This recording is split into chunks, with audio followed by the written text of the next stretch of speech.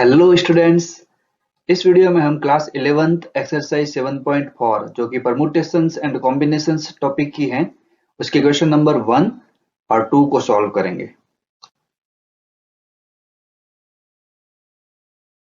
इन questions को solve करने से पहले हम जानेंगे कि कॉम्बिनेशन का मीन क्या होता है। What is the definition of combination.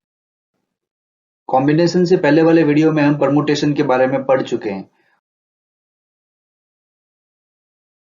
उसमें हमने देखा था कि 3 पेंट्स को हम 6 प्रकार से अरेंज कर सकते। These all arrangements are called permutations. अब हमें कॉम्बिनेशन के बारे में पढ़ना है। तो कॉम्बिनेशन का मतलब होता है सिलेक्शन। तो यहाँ पर प्रश्न बन जाएगा कि हम 3 पेंट्स में से 2 पेंट्स को कितने टाइप से सेलेक्ट कर सकते हैं। अगर मैं ग्रीन और ब्लैक पेंट को सेलेक्ट करूं तो यहाँ पर पहला तरीका और चौथा तरीका दोनों एक ही हो जाएंगे, क्योंकि दोनों तरीकों में ब्लैक और ग्रीन पेंट ही सेलेक्ट हो रही है। इसी तरह से मैं दूसरे और पांचवें तरीकों को देखूं तो इन दोनों में ग्रीन और ऑरेंज पेंट सेलेक्ट हो रही है। और तीसरे और छठे तरीके को देखूं तो इन दोनों तरीकों में ब्लैक और ऑरेंज पेंट सेलेक्ट हो रही है। इस तरह से अगर मैं सिलेक्शन की बात करूं तो यहाँ पर मैं 3 पेंटों में से 2-2 पेंट्स लेकर 3 प्रकार से सेलेक्ट कर सकता हूं। या तो मैं ग्रीन और ब्लैक सेलेक्ट कर सकता हूं, या ग्रीन और ऑरेंज, या फिर ब्लैक और ऑरेंज सेलेक्ट कर सकते हैं। इस प्रकार हम 3 पेंट्स में से 2 पेंट्स लेकर 3 प्रकार से सेलेक्ट कर सकते हैं। यहाँ पर हमने 3 पेंट्स में से जो 2 पेंट्स का चयन किया है वो टोटल 3 प्रकार से हुआ है। तो ये जो चयन की प्रक्रिया है इसी को हम कॉम्बिनेशन या संचय कहते हैं। तो यहाँ पर अगर मैं कॉम्बिनेशन को डिफाइन करूं तो A combination is a process of selection of a given object is taken some or all at a time. Means संचय एक चयन की प्रक्रिया है जिसको दी गई वस्तुओं में से एक समय में कुछ या सभी को लेकर बनाया जाता है। यहाँ संचय से संबंधित 2 महत्वपूर्ण पॉइंट्स हैं। एक तो यहाँ पर क्रम का कोई महत्व नहीं होता। आप ब्लैक पेंट और ग्रीन पेंट को सिलेक्ट करो या ग्रीन या ब्लैक पेंट को सिलेक्ट करो, केवल एक ही तरीका काउंट किया जाएगा।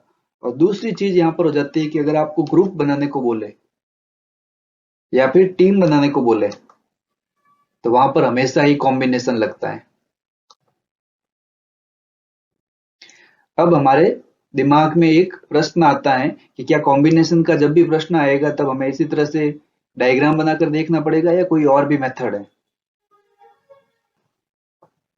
हर बार हमें कॉम्बिनेशन निकालने के लिए इस तरह से डायग्राम बनाने की जरूरत नहीं है। कॉम्बिनेशन का एक फॉर्मूला भी है जिसकी हेल्प से हम डायरेक्ट सिलेक्शन फाइंड कर सकते हैं। The number of combinations of n different objects taken r at a time when r is greater than 0 but less than equal to n and the object do not repeat is NCR। n में से r वस्तुओं को लेकर एक समय में बनने वाले संचयों की संख्या हमेशा NCR होती है। केवल यही शर्त है कि वस्तुओं की पुनरावृत्ति नहीं होनी चाहिए। तो यहाँ पर जो NCR आया, NCR का मीन्स क्या होता है वो हम इस फॉर्मूले से फाइंड कर सकते हैं कि NCR equal to n factorial upon n minus r का फैक्टोरियल r का फैक्टोरियल। अब इस फॉर्मूले को थोड़ा सा सॉल्व करते हैं। तो n फैक्टोरियल की जगह पर मैं लिख सकता हूं n into n minus 1 n minus 2 dot dot dot n minus कोष्टक में r माइनस 1 और फिर नेक्स्ट टर्म हो जाएगा n माइनस r का फैक्टोरियल। तो यहां पर हम ध्यान से देखें, upon n minus r multiply r factorial. यहां पर हम ध्यान से देखें तो n माइनस r का फैक्टोरियल n माइनस r के फैक्टोरियल से कट रहा है और हमारा जो रिमेनिंग टर्म हो जाएगा वो हो जाएगा n n minus 1 n minus 2 dot dot dot n minus, इस माइनस का अंडर मल्टीप्लाई हुआ तो ये बन गया r प्लस 1 और अपॉन में रह गया r फैक्टोरियल।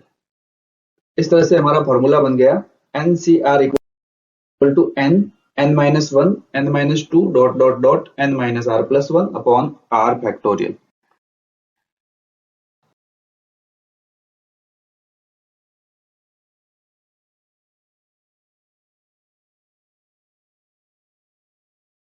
अब NCR के फॉर्मूले को अगर ध्यान से देखें तो ऊपर n से लगाकर r माइनस 1 तक टोटल r टर्म्स हैं और नीचे अपॉन में r फैक्टोरियल है। दैट मीन्स सबसे पहले n का r टर्म्स तक एक्सपेंशन करना है और अपॉन r का फैक्टोरियल। सबसे पहले हम 3 पेंट्स में से 2 पेंट्स का सिलेक्शन कितने टाइप से कर सकते हैं एक बार वापस इस फॉर्मूले से देखते हैं। तो 3 में से 2 पेंट को सेलेक्ट करने के टोटल तरीके हो जाएंगे 3c2। अब 3c2 को सॉल्व करना है। सबसे पहले 3 को 2 टर्म्स तक एक्सपेंड करेंगे तो 3 इंटू 2 हो जाएगा अपॉन 2 फैक्टोरियल मीन्स 2 हो जाएगा। अब 2 से 2 कट गया तो हमारा आंसर बन जाएगा 3। इसी तरह से हम अगर 10c3 को सॉल्व करें तो 10c3 को सॉल्व करेंगे तो हमारे न्यूमरेटर में आ जाएगा 10 का 3 टर्म्स तक expansion. That means 10 into 9 into 8 upon 3 का फैक्टोरियल जो हो जाएगा 3 मल्टीप्लाई 2। अब यहाँ पर 3 से 9 कट जाएगा 3 टाइम्स एंड 2 से 8 कट जाएगा 4 टाइम्स। फिर इनका मल्टीप्लाई करेंगे तो हमारा आंसर बनेगा 120। नेक्स्ट एक और एग्जांपल दे रखा है 12c2। तो 12 का 2 टर्म्स तक एक्सपेंशन हो जाएगा 12 इंटू 11 अपॉन 2 फैक्टोरियल मीन्स 2 बन जाएगा। तो अब इसको सॉल्व करेंगे तो 2 से 12 कटेगा 6 टाइम और हमारा आंसर बन जाएगा 66। इसी प्रकार से आपको स्क्रीन पर डिस्प्ले हो रही ये तीनों क्वेश्चन सॉल्व करने हैं और इनके जो आंसर हैं वो आपको इस वीडियो के लास्ट में मिल जाएंगे।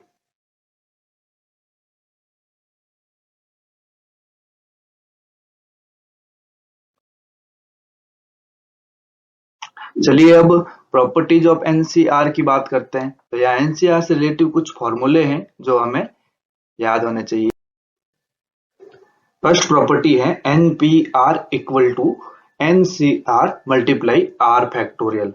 अब मैं कहूं अगर हमें 5p2 को सॉल्व करना है तो मैं इसको 5c2 इंटू 2 फैक्टोरियल भी लिखकर सॉल्व कर सकता हूं। तो इस तरह से ये परमुटेशंस और कॉम्बिनेशंस के बीच में एक रिलेशन की तरह काम करता है।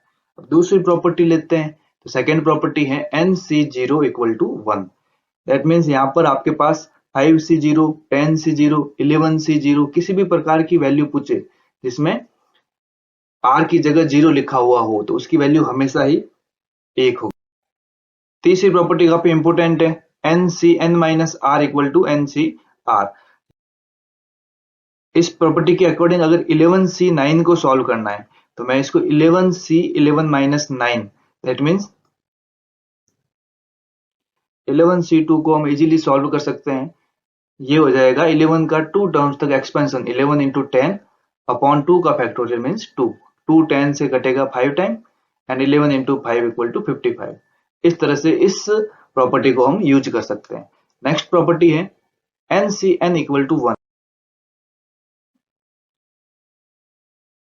अब यहां पर देखें अपन NCn अगर मैं थर्ड प्रॉपर्टी से लिखूं तो NCn माइनस n लिख सकता हूं और NCn माइनस n 0 हो जाएगा यानी कि NCn और NC0 दोनों का मान 1 होता है।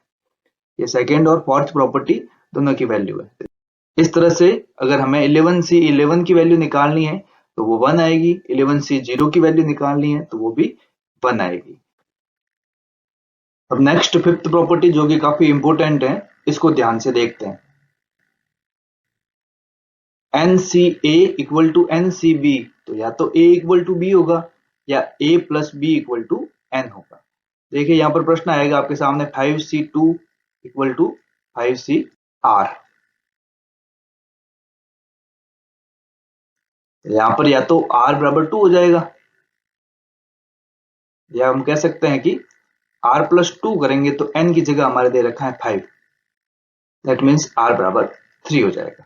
2 को उस तरफ भेजेंगे तो 5 माइनस 2 हमारे 3 बन जाएगा। तो R बराबर 2 या R बराबर 3 हो सकता है। इस तरह से हम इस प्रॉपर्टी का यूज कर सकते हैं।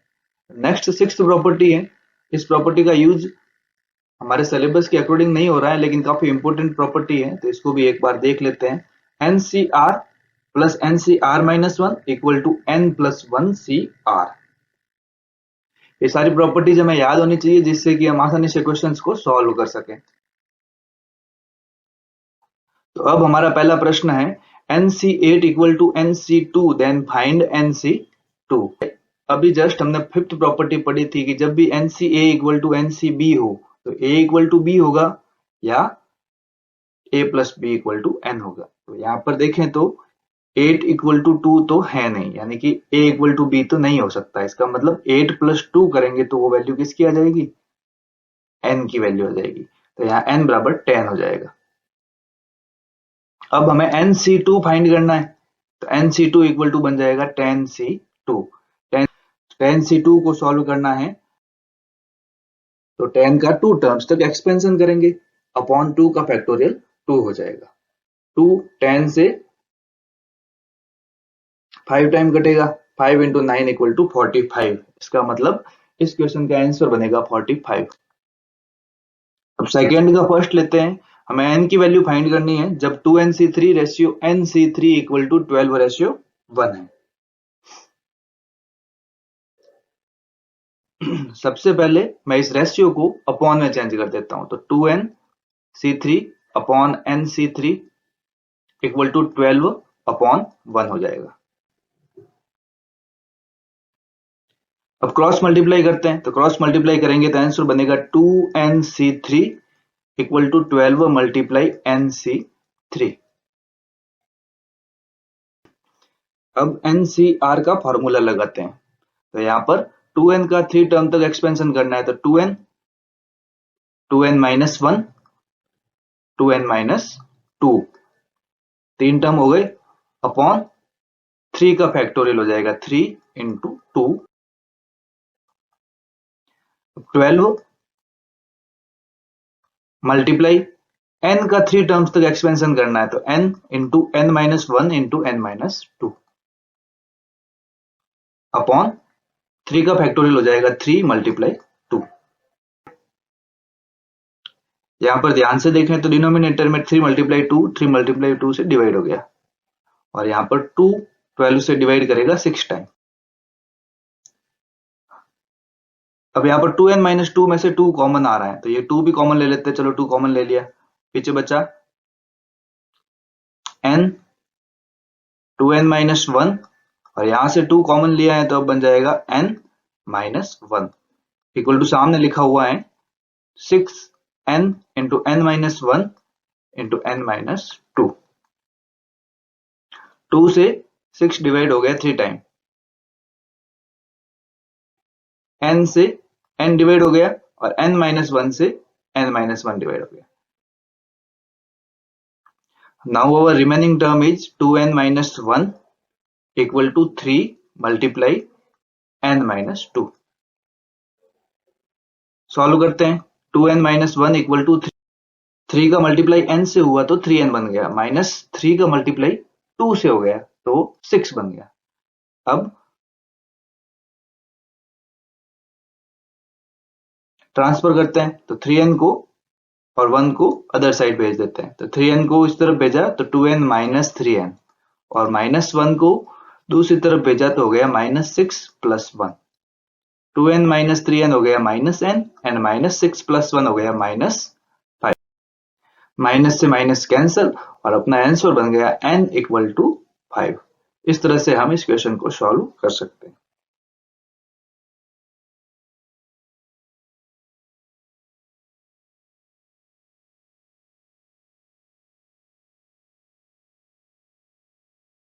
नेक्स्ट क्वेश्चन देखें, तो सेकंड का सेकंड सेम फर्स्ट की तरह ही है, 2nc3 ratio nc3 equal to 11 ratio 1।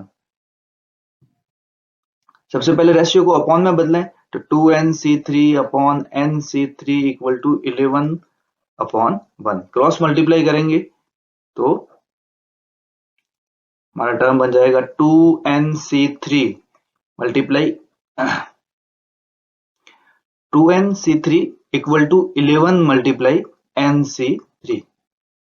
Same उसी तरह से सॉल्यूशन होगा 2n minus 1 2n minus 2 upon 3 का फैक्टोरियल बन जाएगा 3 multiply 2 equal to 11 into n का 3 टर्म तक एक्सपेंशन करेंगे, n into n minus 1 into n minus 2 upon बन जाएगा 3 का फैक्टोरियल यानी कि 3 इंटू 2। डिनोमिनेटर डिनोमिनेटर से कट जाएगा, और n से कट जाएगा। अब 2n माइनस 2 में से 2 कॉमन लेंगे तो n माइनस 1 बचेगा, यानी कि n माइनस 1 से 2n माइनस 2 2 टाइम कट जाएगा। अब फाइनली टर्म बचा 2 into 2 means 4 multiply 2n minus 1 equal to 11 multiply n minus 2। चलिए सॉल्व करते हैं।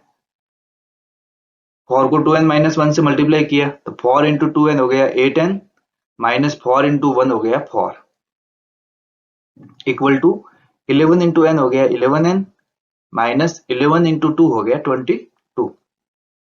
अब 8n को दूसरी तरफ भेजते हैं और 22 को भी अदर साइड भेजते हैं। तो -4 माइनस 22 इस तरफ आया तो हो गया +22 इक्वल टू 11n। 8n को अदर साइड भेजा तो हो गया -8n। 22 में से 4 गए बच गए 18 इक्वल टू 11n में से 8n गए तो बच गए 3n।